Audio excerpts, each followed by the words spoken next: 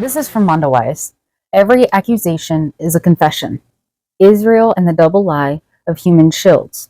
Multiple human rights reports show that Palestinian armed groups do not use human shields, but Israel does.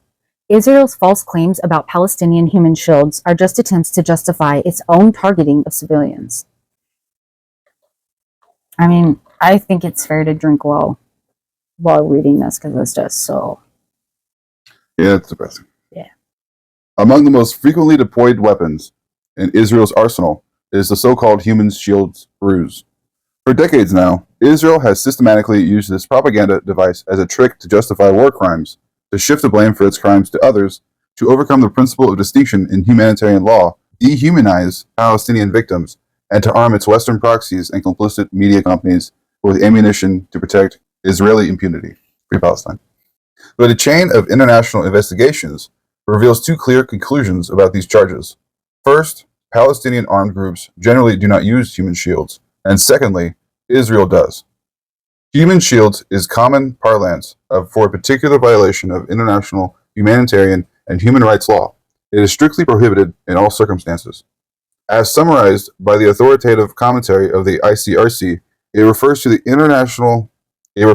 intentional co-location of military objectives and civilians or persons in combat with the specific intent of trying to prevent the targeting of those military objectives. The classic case is when a group of soldiers force civilians from the other side to march ahead of them into a battle zone, or into an unsecured structure, in hopes that the enemy will not shoot at the soldiers for fear of hitting the civilians. But Israel, in its automatic claim of human shields each time it kills large numbers of civilians and destroys protected civilian infrastructure, pays no mind to this definition. Instead, it simply extends the phrase to all civilian deaths. On cue and without evidence, complicit Western politicians, their official spokespersons, and media corporations then dutifully repeat Israel's human shield mantra over and over again. For Israel, refugees going about their daily lives in refugee camps, patients and doctors in hospitals, people praying in churches and mosques, and humanitarian workers delivering food to the hungry are all human shields. Never mind that they have neither been compelled by Hamas, nor have they volunteered to shield anyone or anything. And never mind that there is often no legitimate military objective in situations where Israel makes a human shields claim. If these civilians are killed by Israeli bombs or bullets, according to the Israeli narrative, it is their own fault, or that of Hamas, because they both live in the same densely populated areas. But the mere presence of armed forces or members of the enemy in populated civilian areas does not constitute the use of human shields. Indeed, Israel should carefully consider the implications of its repeated claims that it does, given that it maintains its military headquarters in a busy section of the city of Tel Aviv. Nor does the presence of fighters in a protected civilian location remove the protected status of that location. Israeli soldiers can be seen in every Israeli hospital. Does that render those hospitals a legitimate military target? Of course not. To deny the same protection to Palestinians would be both a grave breach of humanitarian law and a blatant act of racism.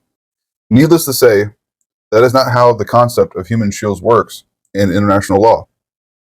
In pretending that it does, Israel and its Western proxies willfully ignore three inconvenient elements: logic, facts, and law. First, acceptance of these claims requires Israel's pliable proxies in the West to ignore decades of experience and volumes of collected evidence that Israel often makes no distinction between civilians and combatants in its military activities, and in many other cases, directly targets civilian infrastructure. Israel routinely attacks hospitals, schools, shelters, and refugee camps. Its snipers and drones hunt down and execute civilians, and its AI-guided weapons, labeled with cruel names like "Where's Daddy?" are designed to wait until targets are home with their families before bombing them. It even guns down civilians, including women and children, waving white flags. These criminal patterns are well known and well documented in the work of successive investigations by the UN and by international, Israeli, and Palestinian human rights organizations. But the very logic of human shields rests on the idea of deterrence. That is, that soldiers will hesitate to shoot if civilians are at risk. No such logic exists with a military force like Israel's that does not distinguish between civilians and combatants, and that routinely practices the direct targeting of civilians. Indeed, Israel's the Haya Doctrine, on the basis of which it has long carried out the intentional massive destruction of civilian areas as a mean of terrorizing civilian populations, is proof that Israel cannot be deterred by the use of Palestinian or Lebanese human shields. The current wave of genocide perpetrated by Israel in Gaza has left no doubt about its willingness to kill Palestinian civilians intentionally and without hesitation. And its Hannibal Directive, under which Israel kills its own citizens to prevent them from hindering its military aims, means that it may not even be deterred by human shielding with its own citizens. Given that the resistance forces challenging Israel are well aware of this, why would they try to use a tactic that they know is futile? The answer is they don't. Thus, the charge of human shields fails the test of logic, but it also fails the test of law.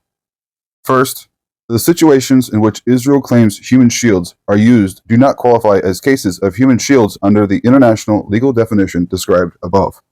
Simply put, and as this definition makes clear, the mere presence of fighters nearby does not magically transform civilians into human shields. Accordingly, Israel's charge of human shields usually has no basis in law whatsoever. Secondly, Israel alleges human shields in an attempt to shift blame and absolve its forces of legal responsibility. But what they miss is that even if human shields were used, this would still not reduce the legal obligations of the attackers. In fact, claims of the use of human shields do not justify an attack on civilians without the constraints imposed by international humanitarian and human rights law, and the attacker still remains accountable, even if the user of the human shields is also accountable.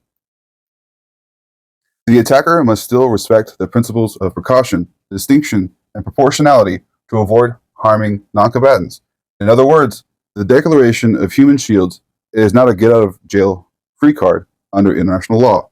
Therefore, as a matter of law, even where human shields are present, the attempt to shift blame and absolve the shooter of responsibility fails. And then there is pesky problem of facts. Israel has produced no credible evidence of the use of Palestinian resistance groups of human shields in the current Israeli attacks on Gaza.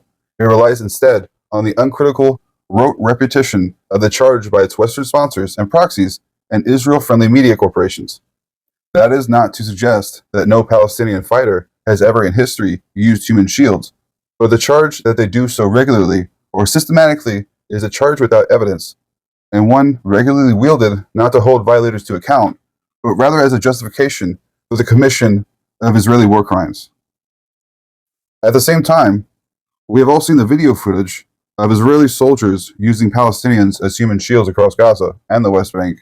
We have viewed with our own eyes the images of Palestinians, often children, tied to the hood of Israeli military jeeps, forced to walk ahead of a column of Israeli occupation soldiers, or to lead the soldiers into buildings or other structures. The practice is as old as the state of Israel itself. Also want to point out that there is recently a video that has surfaced about a Israeli prison where they are essaying a male. They just pick him up and they take him to the corner, and multiple guards essay him, and then he has to go to the hospital because he has some devastating wounds to his anal cavity. There's video of that. Where's the video of Palestinians doing that to Israelis? It doesn't happen. And again, it's not to say that it's never happened ever, but there's a difference between something happening on a regular basis and one time in 50 years. It's not okay either way, but like literally everything that they're saying that the Palestinians are doing, they're fucking kids, dude. They're not doing what they're saying. Everything Israel claims Palestinians do, it's because they're projecting hardcore. Yeah. And it's disgusting, and I wish we would point it out more, but instead we're just simps for Israel. Yep, we're just a simp to Israel. I don't want to pay my taxes. Yeah, sorry. You wonder why I'm so pessimistic. You wonder why I don't like people. Antisocial hermits. In every successive Israeli attack on Palestinian communities, the pattern has been the same. Israel accuses the Palestinians of using human shields. International organizations and human rights groups investigate, and the investigations reveal that the party systematically using human shields is not Palestine, but rather Israel. Indeed, the Israeli human rights group, B'Tselem, has documented the repeated use by Israel of human shields at least since 1967. Jesus. Investigations by both Amnesty International and Human Rights Watch into Israel's Operation Cast Lead attacks in Gaza found evidence that Israel used human shields, including children, but found no evidence that Palestinian groups did so. Similarly, successive UN commissions of inquiry that investigated the massive Israeli attacks on Gaza in 2008, 2009, and in 2014 looked into Israel's claims and found no evidence of Palestinians using human shields. The UN Committee on the Rights of the Child found the continuous use by Israel of Palestinian children as human shields from 2010 to 2013. The UN's Special Rapporteur on Terrorism reported the same finding. A typical finding is included in Amnesty International's investigation into Israel's caste-led attacks. In several cases, Israeli soldiers also used civilians, including children, as human shields. However, contrary to repeated allegations by Israeli officials of the use of human shields, Amnesty International found no evidence that Hamas or other Palestinian fighters did so. And in the report on the white flag killings of Palestinian civilians, Human Rights Watch confirmed that Israel says Hamas fought from populated areas and used civilians as human shields.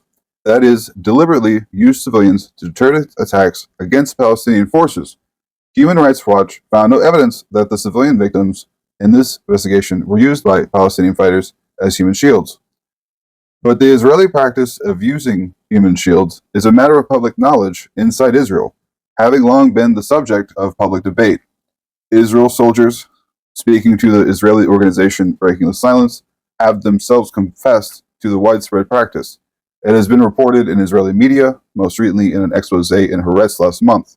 The Israeli military has even publicly defended its right to use human shields in successive Israeli court cases. Of course, those instances in which it lost the argument have had little impact on the military, which continues the practice until today. Thus, Israel's disinformation tactics have been an important pillar in its strategy for the destruction of Gaza since the current wave of genocide in Gaza began almost a year ago. False charges of human shielding have been key to those tactics. But that deception crumbles at even the most cursory examination. If Western politicians and journalists exercised even the most basic level of due diligence before parroting Israeli claims, if they subjected them to the test of law, fact, and logic, the truth would be quickly revealed. The party that routinely uses human shields is Israel, not Palestine. A common refrain in the public discourse on Palestine is that every Israeli accusation is a confession. The double lie of human shields is a case in point. I could never use a child as a human shield. But they are children. What a bunch of fucking pussies. Fucking war criminals. They are. Now we're complacent, and I fucking hate it. Kamala's complacent, you don't see. Jill Stein, free Palestine. I actually seen a post about her recently. You know how little Miss Ortez says she only pops up every 4 years and that she's shit. Yeah, it went through and showed her entire arrest record that she's gotten over and over and over and over for partaking in the very things that she believes in. She has literally been fighting for rights and getting arrested while Ortez is over there sucking on mommy's teat and getting a paycheck. AOC. They're using human shields, and that's why, civilians are dying when we bomb them all. It's like, no, that you literally are using. It's like sheer projection, cognitive dissonance. Like, it fucking pisses me off. Like them saying that the 6 hostages were shot right before they got there, and then Hamas is just like, bitch, you blew them up. Like, the fuck you talking about? Or like the brand new weapons next to the blown up cradle. Yeah. Or the pistol they found in some hospital. Oh. Like, yeah, that's evidence, guys. That meant it was okay to bomb the hospital. Remember, Netanyahu said that there's a company in Lebanon that will pay your rent if you allow them to put a rocket in your garage or in your living room to aim it at Israel. And that is happening on a mass scale. And he's going to try to Gazify them. Lebanese. He's already made that clear. And then throwing Syria and Iraq in there, he wants to start World War III. He wants the USA to play a big role, and we're just walking right into it. He wants the entire Middle East to be shifted to be just one Israel state. He doesn't want the other ones to exist, which is also, let me point out, racist as fuck, dude. All right? Why are you racist against Muslims and Arabs? It's more like imperial, but yeah, there's a racist element too, because they hate Muslims, they hate Arabs. Like, why? I know that we're supposed to, like, as Americans, we're supposed to hate them because, like, terrorists or some shit, but, like, white people are terrorists too. Americans are terrorists too. So, like, You can't make that kind of distinction. It's like saying that Trump represents all of us. No, he does not. Biden does not represent all of us. I will be ashamed that that is the first woman president. Just another. You could just put Hillary Clinton in there. I mean, to me, it's the same shit. She's just slightly better than Hillary Clinton. Are you sure? Yes, I'm How positive. sure? I'm very positive. But nonetheless, I'm just saying, like, you might as well just put her there. It's the same shit. They're both going to be down with like war. They're both going to be like all over Israel and do whatever they want. And Yeah, but then he wants Trump to win because he's psychotic fucking yeah, I don't know. and a puppet. Mm-hmm. So I mean, him finding out that Ukraine has oil, I'm pretty sure he's going to backtrack and support Russia invading Ukraine. Yeah, Ukraine has oil. We'll probably invade them. Guess what? America has oil too. Yeah, we make the most. Number one, baby. And that's why our gas is so high. Yay! That's because we export like 60% of it. That's why. Oh, so we don't even use our own shit? I would tax the fuck out of that, dude. Export your oil out of the country. Fucking tax 40%, 60% tax on that shit. Fuck you.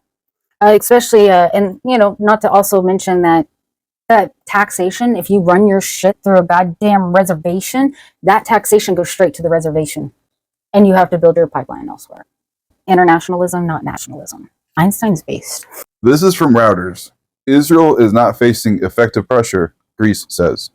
Israel is not facing sufficient pressure to end the war in Gaza, and the escalation in Lebanon is a minefield that the international community may not be able to deal with, Greece's foreign minister said on Monday. I need a bib. Greece was elected as a member of the United Nations Security Council for 2025 to 2026 earlier this year, and Athens believes the country's historical ties with the Arab world and Israel give it credibility to act as a peace broker. It seems that there is no effective pressure upon Israel. We are friends of Israel, and we're strategic partners of Israel, and we're trying to be as open and sincere with them. George G. told Reuters in an interview on the sidelines of the United Nations General Assembly. Let's just remember that South Africa was just like, bro, do you see what they're doing? Yeah, South Africa was like, that's genocide and apartheid. What the fuck? We get in trouble for that. Look at them. Greece condemned the October 7 attack by Hamas Islamist militants against Israel, but has called for a halt to Israel's ground and air assault on Gaza that Palestinian authorities say has killed more than 41,000 people and flattened whole cities, which also is not to mention the amount of people that have died from indirect killings. That's just the people that they shot in the head. 300,000 deaths is the low estimate for direct and indirect deaths. And we find that just to be acceptable. I don't. When I say us, I usually refer to US. That's usually what I mean. Us, like U.S. Yeah. Yeah. But it is still us because, unfortunately. I was born here. I didn't want to be born.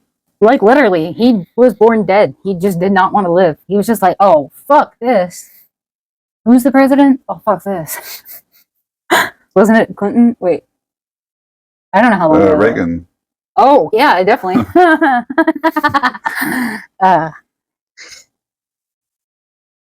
I'm in the wrong timeline, guys. There it is. We're just in the wrong time. The truth is that at the moment, there's a continuous, very strong reaction on the part of Israel. A strong reaction is coming out and like saying something, not fucking flattening and destroying an entire... Proportionality. Strong reaction is a very, very understatement. Yeah. Underwhelming. Yeah, it just doesn't even... Have you been even watching the... Yeah.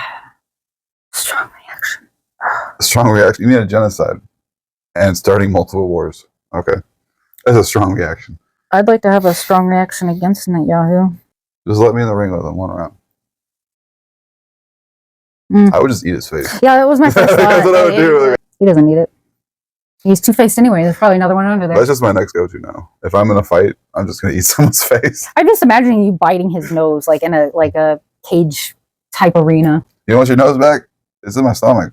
I'm going to shit it out. I would spit it out. That meat's got to be tainted. It's evil. It's kosher. Just sometimes reading some of this just makes me feel sick because I know I'm saying stuff that like I don't agree with, but I know we're reading the article as is, So it is that information. It's just sometimes like just say it's a strong reaction makes me feel like I'm about to have a strong reaction. like Jesus. All right. Yeah, I keep saying Jesus too, so that's even more perfect, isn't it? That's triggering. Don't say that. But like, it is really my point of view. Like, it is just barbaric at this point. It's medieval. It doesn't make sense. It feels like it's for the ignorant. Yeah, it's like the Dark Age shit, dude. Like, I thought this stuff ended with Hitler. Like, on a mass scale for like months and years end, like atrocities happen, but they're usually take time. No, not even that. Like nowadays in the modern era, tragedies happen and then like they stop. People are like, "Hey, don't do that," or like the UN's like, "What the fuck?" and they stop. Except in the case of Israel, we just let them do what the fuck they want. It's the crazy. US is just like, here, have some more money, bro. Yeah, have more money to bomb grannies and children.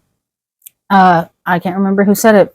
I think it was Trump who said they just need to get it done and over with, and that is why they're not allowed to have Al Jazeera running for the next 45 days, because that's exactly what he's about to do to the Middle East. It's like we get a lot of comments. They're like, Israel doesn't carpet bomb anybody. And I just want to be like, I could literally send you like a gajillion videos and articles that proves that. Or like the diehard resistance liberals are like, we only send Israel defensive arms. Defensive weapons are shields, motherfucker. Yeah. If you want to send them a bunch of shields, I'm down for that. Send them as many shields as you want. No, I mean like police shields. They want those? Shield. Fine. Yeah, you got riot gear. Yeah. That's all you get. That's defensive. Yeah. You can have a fucking baton, bitch. You're occupying people in your... Yeah, I just continue. I'm sorry. This is why we have a hard time with it sometimes, because it's so irrational, illogical, and idiotic and disgusting, and it doesn't make sense. And us being simps doesn't make sense to me. There are puppet client state. A rogue, out of control puppet client state. Oh, what do you do with a rogue? What do you do with a rogue alliance? You put them down. If you don't do what we say, you put them down. But Biden's such a fucking pushover; he doesn't know where the fuck he is, and Kamala doesn't say shit. So except we just let Israel do whatever the fuck they want, even though Netanyahu actually wants Trump. Even though Biden and Kamala let him do whatever the fuck he wants, doesn't make any goddamn sense. But okay. I think he wants Trump because like Trump will push forward with like banning TikTok and stuff like that. Trump will just do whatever the fuck he wants at this point. And, like Biden stopped one fucking shipment and made a red line on Rafah. What none of it held. They destroyed Rafah. And now they're destroying southern Lebanon. Like, Biden is fucking half asleep. He's gone. And Kamala's not saying the fucking thing. And she's the goddamn presidential elect. Like, she's... Oh, yeah, she's not presidential elect. She's a fucking nominee. And currently sitting vice president. And not making any distinction between herself and Biden and Gaza policy, which is fucking stupid. Because you're losing so many Muslims. You're losing so many fucking uncommitted people. I mean, you don't give a fuck if you win Michigan, do you? I think she made it pretty clear when she said that Israel has a right to defend itself. I think she made her stance pretty fucking clear. And she keeps touting the Hamas raped women and like beheaded babies and shit. Maybe she just needs to look up a video called "He Still Has His Nappy On." He still had his nappy on. Search TikTok. You'll see what I'm talking about. AIPAC has given her $6 million. That's why she won't say a goddamn word. Money. Money rules us. Capitalism. In every facet, in every way, we worship the dollar. And we have to all sit here and just suck it up and deal with it and pretend like, yay, USA, we're number one. That's why we privatize every damn thing. When we privatized part of Medicare, what happened? It got worse. We privatize part of anything, it gets fucking worse because of the profit motive. Mm-hmm. It's archaic at this point. Having the profit motive in life, in your death, at birth. Those are things out of bounds. We demand that they're out of bounds. Our generation and the generation after us is just like, bro, the fuck are y'all doing? You guys fucked this up and then gave it to us, and what are we supposed to do with this shit? Like, we'll see. We'll probably turn into a bunch of fucking sellouts. A class of sellouts and a class of working people, like every other fucking generation. Knowing it, we just are more aware of it. Us and Zoomers are more aware of it. That's it. That's all that's gonna happen. It's the same shit. It's just we're actually gonna know. The truth is that at the moment, there's a continuous, very strong reaction on the part of Israel, he said, after a meeting with European Union and Arab foreign ministers. George said it was crucial that Arabs and Europeans pursue joint rather than disparate initiatives that could weigh on Israel, but that the escalation at the Israel-Lebanon border of the last few days showed a collective international failure. We have not prevented the spillover, and the more dispersed the war becomes, the more the situation becomes more complicated to be solved, he said. Lebanon could easily be a zone of tremendous hostility, and this is something that we cannot deal with. It's a clear minefield. Since June, Greece has been seeking to convince member states in Europe to join a project to temporarily bring children hurt and traumatized by war in Gaza to the European Union. He said those talks, along with logistical coordination with Palestinians and Israelis, were ongoing, and he hoped they would bear fruit soon. He said Greece could take in some 500 children for its part. That's not enough. This is from Al Jazeera. Lebanon sees deadliest day since civil war as Israeli attacks kill 492 civilians. Israeli warnings and airstrikes on Lebanon raises fears of regional escalation into full-scale war. Israeli air raids hitting mostly southern and eastern Lebanon have killed at least 492 people and wounded at least 1,700, according to the country's health ministry, in the deadliest day of conflict in Lebanon since its 1975 to 1990 civil war. The ministry said the death toll on Monday included at least 35 children, 58 women, and 2 medics as the bombardments hit homes, medical centers, ambulances, and cars of people trying to flee. Tens of thousands of Lebanese fled to the south, and the main highway out of the southern port city of Sidon was jammed with cars heading towards Beirut in the biggest exodus since the 2006 fighting. The government ordered schools and universities to close across most of the country and began preparing shelters for people displaced from the south. Some attacks hit residential areas of towns in the south of the Bekaa Valley in the east. One strike hit a wooded area as far away as Olibos in central Lebanon, more than 80 miles from the border and north of Beirut.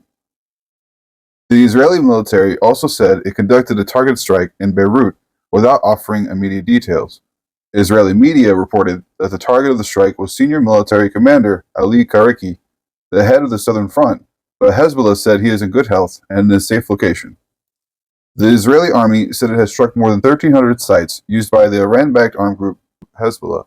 The increased hostilities raise further fears of an all-out war between Israel and Hezbollah, or even a wider regional conflict. Israel's military warned people in Lebanon to move away from places used by Hezbollah, which launched a barrage of rockets into northern Israel on Sunday. The warnings ignored the possibility that some residents could live in or near targeted structures without knowing they are at risk. They are at risk.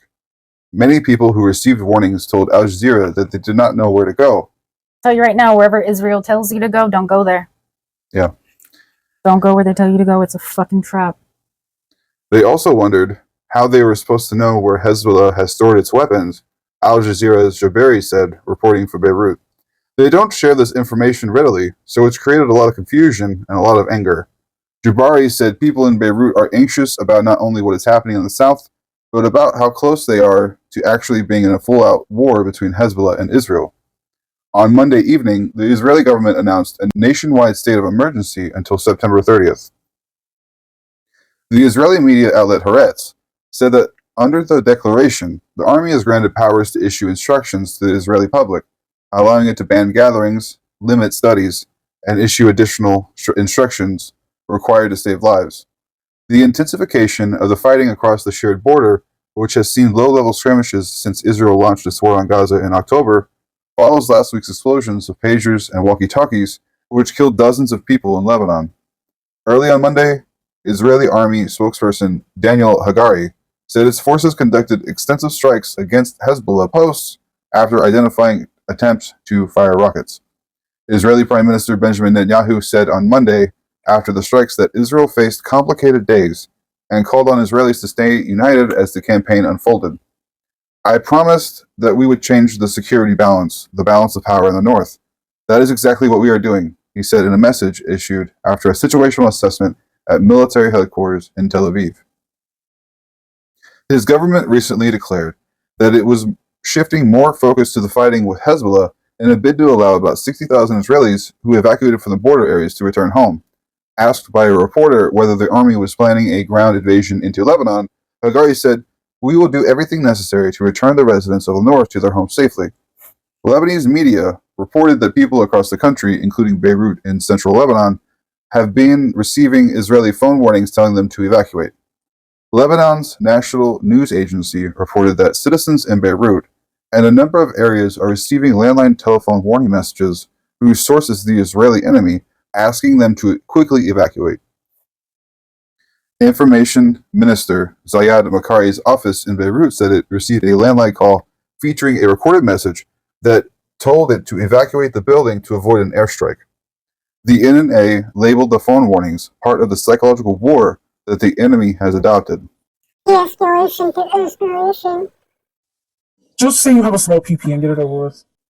The UN Secretary General Antonio Guterres expressed concern on Monday over the escalating tensions between Israel and Hezbollah, urging for de-escalation and a diplomatic solution. The Secretary General is indeed alarmed by the escalating situation along the Blue Line. He's very concerned about the large number of civilian casualties being reported by the Lebanese authorities, as well as the thousands of displaced persons amid the most intense exchange of fire across the Blue Line since October of last year. UN spokesperson Stephanie told reporters during a news conference. White House spokesperson John Kirby said the United States still believes there is room for a diplomatic solution while warning Israel there are better ways to allow its residents to return to their homes in the north. Hezbollah Deputy Chief Naim Qassam told mourners at the funeral of one of the group's commanders killed last week in Beirut, "We have entered a new phase, the title of which is the open-ended Battle of Reckoning." On Saturday, Hezbollah launched dozens of rockets at Israel's Ramat David Air Base east of Haifa in its farthest-reaching attack inside Israel. Oh, what? Wait, they're hitting like actual military bases instead of civilian homes? Huh. Yeah. Weird. Didn't know you could do that. Monday's salvo was among the heaviest cross-border fire exchanges between Israel and Hezbollah since the start of the war in Gaza. The two parties have been exchanging nearly daily fire since October 8th, and the Iran-backed group says it would stop only once a ceasefire is achieved in the Palestinian enclave. Oh, it sounds like Israel's the problem. Stop the genocide, stop the war. Huh. Easy logic. Oh my god, I thought it was more complicated than that. Look at that. We just fucking solved it. But while those exchanges were largely confined to border areas and were aimed at primarily military targets, they have escalated dramatically this week. Israel's shift to focus was initiated in a wave of unprecedented attacks. On Tuesday and Wednesday, thousands of pagers and walkie-talkies exploded in Beirut, targeting Hezbollah's rank-and-file members as civilians and sending shockwaves across the country. As well as civilians and sending shockwaves across the country. At least 37 people were killed, and more than 3,000 were wounded in the explosions. These were widely blamed on Israel, which has neither confirmed nor denied responsibility. On Friday, an Israeli strike killed a senior commander of Hezbollah's elite Radwan unit and second-in-command of the group's armed forces. The strike in Beirut suburb of Da'iya killed at least 45 people, including 10 civilians. This is from USA Today. U.S. to send more troops to Middle East after Israeli targets Hezbollah in major Lebanon strike. Gross. Gross. The Pentagon announced Monday that it is bolstering its forces in the Middle East as tensions between Israel and Hezbollah spike. The move, with an undisclosed number of troops, follows Israeli airstrikes in Lebanon on Hezbollah targets that killed at least 274 people and wounded more than 1,000, according to Lebanon's health ministry, and increasing rocket and missile fire on Israel. In light of increased tensions in the Middle East and out of an abundance of caution, we're sending a small number of additional U.S. military personnel forward to augment forces already in the region, said Air Force Major General Pat Ryder, the Pentagon press secretary. For operations security reasons, we won't comment on or provide specific details. There are about 40,000 U.S. troops in the region. The Pentagon has maintained a robust presence there since the October 7th Hamas attack on Israel, hoping to contain the fighting there.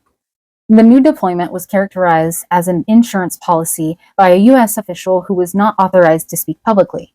Given the increased tension in the region, the move is is prudent but does not indicate U.S. troops were needed for imminent combat, the official said. Boots on the ground. Not good. That's Biden. That's Kamala. That's Kamala's policy too, because I don't see her speaking up about it. This is from USA Today. John Fetterman gleeful over pager and walkie-talkie attacks on Hezbollah. I love it. Wow. What is wrong with us? Fetterman is an Israeli simp. APAC bootlicker. I mean, like, what's wrong with us, like, as humanity to where this is, like, happening? APAC dick polisher. You couldn't pay me enough money to support a genocide of a group of children, and then you just couldn't. Bunch of fucking pussies. Free Palestine. Senator John Fetterman said he more than supports a suspected Israeli attack that exploded pagers and walkie-talkies across Lebanon last week, killing dozens and wounding thousands. He loves it. I thought what Israel chose to do about blowing up the pagers and then walkie-talkies, and then after targeting and eliminating membership and leadership of Hezbollah, I absolutely support that. In fact, if anything, I love it. Fetterman, Democrat in Pennsylvania, said on NBC's Meet the Press on Sunday. Fetterman's comments came after Senator Bernie Sanders accused Israeli Prime Minister Netanyahu of sabotaging ceasefire talks between Israel and Hamas. He always does. Every time a deal appears close, Netanyahu moves the goalpost, introducing new demands and torpedoing the deal, Sanders said on the Senate floor in a video clip played for Fetterman. It is clear to me that Netanyahu is prolonging the war in order to cling to power. Fetterman said he completely disagreed with Sanders in the pager attack. Israel demonstrated that they will not allow terrorists not to be held accountable, and I fully support that, he added. 2 children were among those killed by the sabotage devices. I mean, clearly they were terrorists. Israel was being the terrorist at that point. I think whenever you, like, I don't know, send out devices to explode, I feel like that's an act of terrorism. It doesn't matter how you spell it. The Lebanese people are afraid to use their household appliances. That's called terrorism. Yeah, that's an actual... How can you sit there and say that you absolutely love that somebody killed a bunch of people and hurt a bunch of people? Like, what is wrong with you? Someone's daughter's head exploded. They were standing right next to him, but I guess and John they deserved Fetterman it. fucking loves it when little girls' heads explode. Fetterman has expressed unflinching support for Israel since the escalation of the Israeli-Palestinian conflict last October. His position has drawn the ire of left-leaning Democrats who have accused him of taking a sharp right turn from his messaging as a down-to-earth progressive in the lead-up to the Pennsylvania election victory. In response, Fetterman disavowed his label as a progressive. He traveled to Israel several months ago and met with Netanyahu, among with other Israeli leaders. And he coddled that ball sack. He fucking coddled that ball sack. Happy. He's like, man, I let him jizz in my face. Oh my god. This is from Mondoweiss. First, rainfall spells disaster for displaced Gaza families as winter approaches. As winter approaches, displaced families across Gaza are faced with 2 choices. Either sink in overflowing sewage in destroyed cities, or get flooded by rising tides on Gaza's beach encampments. Only a few feet away from the water, thousands of tents are sprawled across Gaza's sandy beaches. Displaced families are trying to build sand barriers to prevent the incoming tide from flooding their living quarters.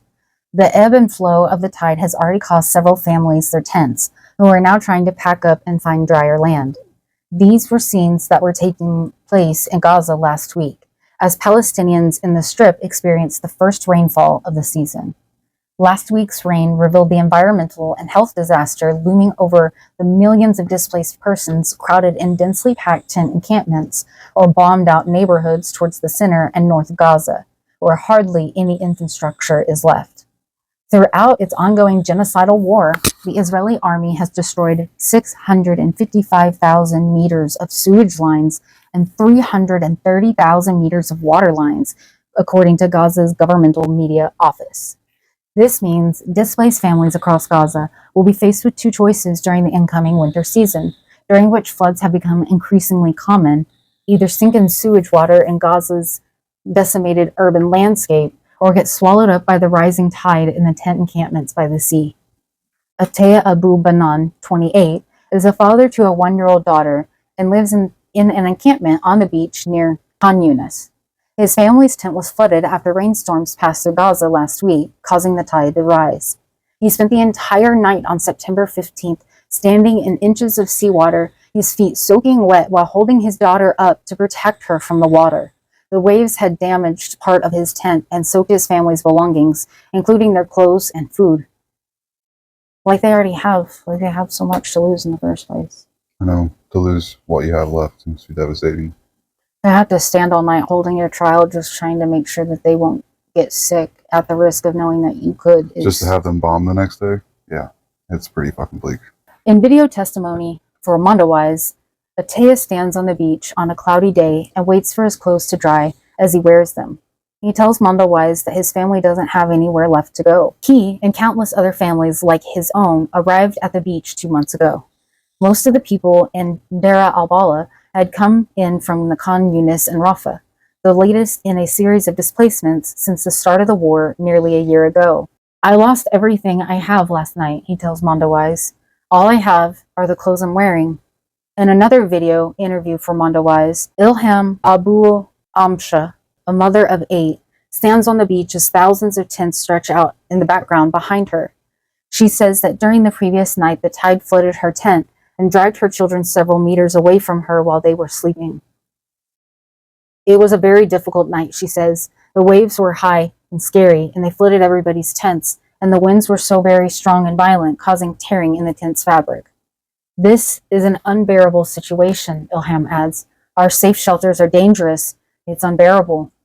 Ilham describes how her children were almost dragged out to sea by the force of the waves. If we hadn't caught them, they would be dead by now, she says. Where else should we take our children?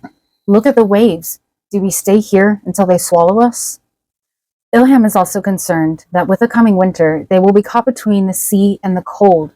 Will we die from the cold or the sea or the bombings? She asks incredulously.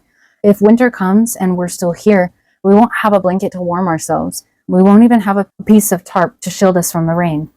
Displaced Palestinians in the Gaza Strip are no longer just receiving evacuation warnings from the Israeli army. Yeah, they shifted that to Lebanon. Municipalities now also send out warnings to displaced people in areas where rainwater or sewage has flooded the streets, directing them to move to other locations so they can bomb them. Hazem Fahid, an engineer at the Deir al-Balah municipality, says that the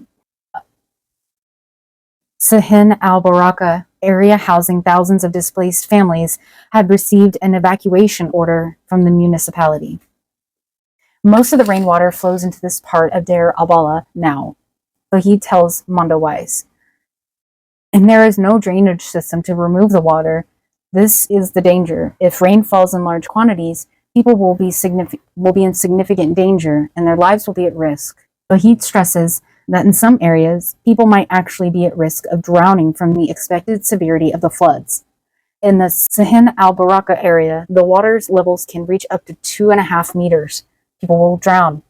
Fahid adds that the Deir al-Balah municipality has not faced problems from the accumulation of rainwater in these areas before, but due to Israel's destruction of the city's roads and infrastructure, this year is different, he says. A tragedy could occur. Palestine has an outbreak of polio. It's the first time they had any kind of issues of polio in 25 years. Which is a waterborne illness. And they allowed vaccinations in, but they wouldn't let the syringes in, so they were just giving the vaccination orally in hopes that it works. Yep. It's disgusting. Like, how do you do this to people? You dehumanize them. You can't. They're humans. Yep. And haven't we worked towards a world where we can have like disagreeing points of views without a massacre happening? Sahin al-Baraka is a wide 300 dunam area, about 30 hectares, one of the few areas large enough to accommodate the number of displaced people. When they first arrived in the area 2 months prior, it was still summer and there was no risk of flooding. Gaza's government media office issued a report on September 14th stating that the number of displaced people in Gaza has continued to increase over recent months, documenting the existence of 543 shelters and displaced centers across the Gaza Strip. The Gaza Strip is on the edge of a real humanitarian disaster with the coming of winter. It's already a humanitarian disaster. The Gaza Strip is on the edge of a real humanitarian disaster with the coming of winter, the media office said. Almost 2 million people will be homeless as a direct result. The displaced will sleep on the ground and remain exposed to the elements. The reporter also stated that the government's field assessment indicates that over 100,000 tents in Gaza are unfit for human habitation as a result of wear and tear, clarifying that most of the tents are made of plastic and fraying fabrics. The government media office's report also issued a humanitarian distress call to the world, calling on the international community to save the 2 million displaced people of Gaza before it's too late. And you know what the United States says to that? We're gonna send Israel more weapons. We're gonna send them more money. Yay, that's our response. This is from Al Jazeera. Israel closes Al Jazeera bureau in Ramallah. All you need to know, at 3 a.m., heavily armed Israeli soldiers raided the office of Al Jazeera in Ramallah, throwing the team out. It's insane. On live television, heavily armed Israeli soldiers raided Al Jazeera's occupied West Bank bureau in Ramallah and handed the bureau head, Walid al-Amari, a notice to shut it down. The soldiers ordered everyone working the overnight shift at the bureau to leave, telling them that they could only take their personal belongings. The order came from the Israeli military authority, despite the bureau being in Area A, an area delineated as being under Palestinian control in the Oslo Accords. Wait, so if Ramallah is under Palestinian control, how can Israel do this?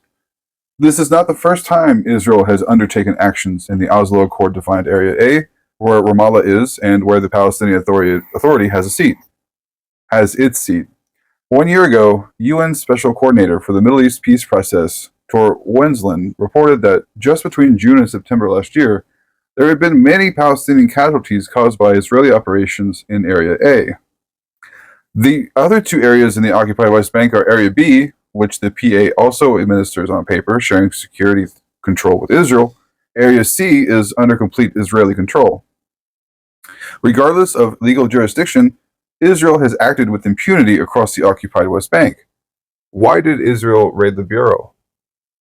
Israel has often targeted Al Jazeera and its journalists, at times going as far as killing them, as it did Shireen Abu Akleh, Samir Boudica, Ismail al-Gaul, and Rami al-Rafi.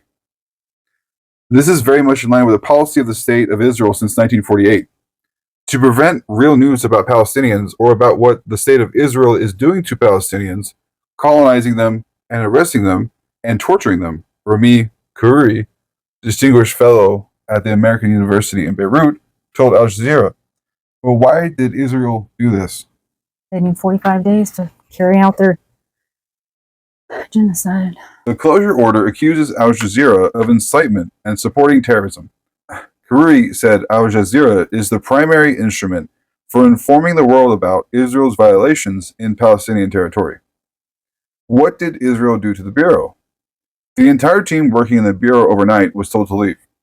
Initially, they were told on camera that they should leave with their personal belongings and cameras. However, they had to leave the cameras in the office in the end. Al Jazeera's Javara Boudiri, who had been working when the raid happened, told Al Jazeera Arabic that the Israeli group that raided the office had included engineers, which made her fear that the raiders had also come to destroy the bureau's archives. The soldiers were in the offices for a few hours, during which time the only thing that could be observed was some of them tearing down a large banner of slain Al Jazeera Arabic journalist Shireen Abu Akleh. Is the Al Jazeera team okay? Nobody on the team has been injured.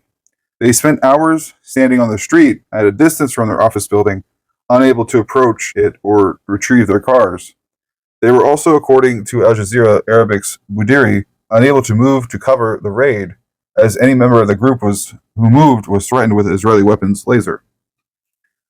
As the Israeli soldiers were in the Al Jazeera bureau, destroying things like the banner of Shireen Abu Akleh, more soldiers in armored cars patrolled the area around the building, and the bureau team could hear gunfire and firing of tear gas canisters all around. When can the bureau reopen? The order is for 45 days. However, bureau head al-Amari said he assumes it will be renewed automatically as as has been the case in early May civilian order Israel issued to close the Al Jazeera bureau in Israel.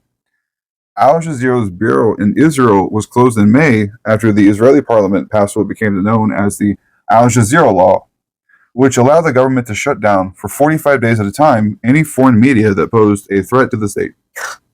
With this jurisdiction, a large number of inspectors from the Ministry of Communications arrived at the Al Jazeera offices and confiscated equipment on May 5th. The temporary shutdown has been renewed since then and still holds. The Ramallah closure comes from an authority that does not, in theory, have any power over Ramallah. This is from the BDS movement. BDS condemns U.S. Democratic Party's shameless complicity in Israel's apartheid and genocide against Palestinians. The BDS movement calls for the international prosecution of leaders of the United States, including heads of the Democratic Party, and condemns the party's repressive, anti-Palestinian demonization of BDS. The Palestinian Boycott, Divestment and Sanctions (BDS) movement calls for the international prosecution of leaders of the United States, including heads of the Democratic Party, for their unparalleled complicity in Israel's genocide, not to mention in its 76 years of settler colonialism and apartheid against the indigenous Palestinian people. The U.S. government, whether run by Democrats or Republicans, has consistently funded and provided political cover to Israel's regime of oppression since it was established through the planned genocidal destruction of Palestinian society in 1948, the Nakba. By 2022, the U.S. had given to Israel a sum exceeding $300 billion. The BDS movement also condemns the Democratic Party's repressive, anti-Palestinian demonization of BDS.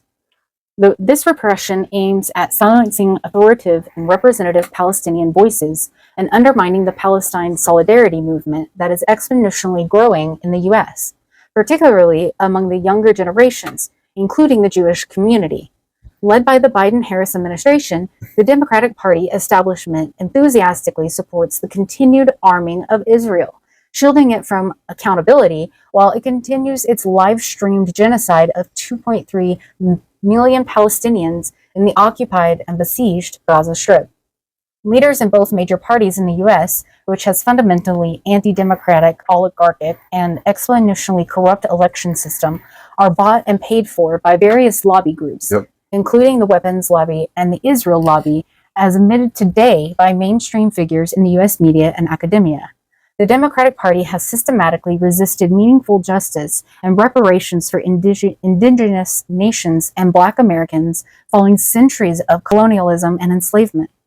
True to this infamous history, the Democratic National Convention is now reaffirming the party's support for Israel's Gaza genocide, insisting on unconditionally arming Israel and attacking in its platform the BDS movement, which is led by the largest coalition in Palestinian society. In short, it is bowing to special interest pressure from Israel's influential lobby and to its bribes, otherwise presented as donations. That's why donations should only come from the people and not third-party lobbying groups. Maybe we actually have something good happen. The Democrats have partnered with the far-right Republicans in Congress and in dozens of state legislators in eroding freedom of speech to unprecedented levels with their representative McCarthyite unconstitutional attacks on BDS, which present a serious threat also to racial, economic, social, gender, and climate justice movements. As leading civil rights groups have affirmed, boycotting is a time-honored, non-violent form of political, economic, or social protest that is rooted in the U.S. civil rights movement, protected by the U.S. Constitution, and upheld as such by the U.S. Supreme Court. We demand international accountability for the crimes against humanity perpetrated by the U.S. government, including Democratic Party leaders in Palestine and across the global South, and for the constitutional and internationally stipulated right to freedom of expression to be upheld. We salute the millions of Americans who have been marching against Israel's genocide, protesting, and peacefully disrupting the partnership of the Biden-Harris administration in it, and escalating boycott and divestment pressures on complicit corporations and institutions, including universities. So this is an article that I have read from MondoWise that states that 2 U.S. government agencies have now confirmed that Israel blocked humanitarian aid to Gaza, And Blinken is ignoring their findings because if it is proven that they are blocking humanitarian aid, then the U.S. by law would have to stop arming Israel. So even though the two different places did verify this already, that they did in fact block humanitarian aid as verified by the U.S. Aid and State Department Refugee Bureau.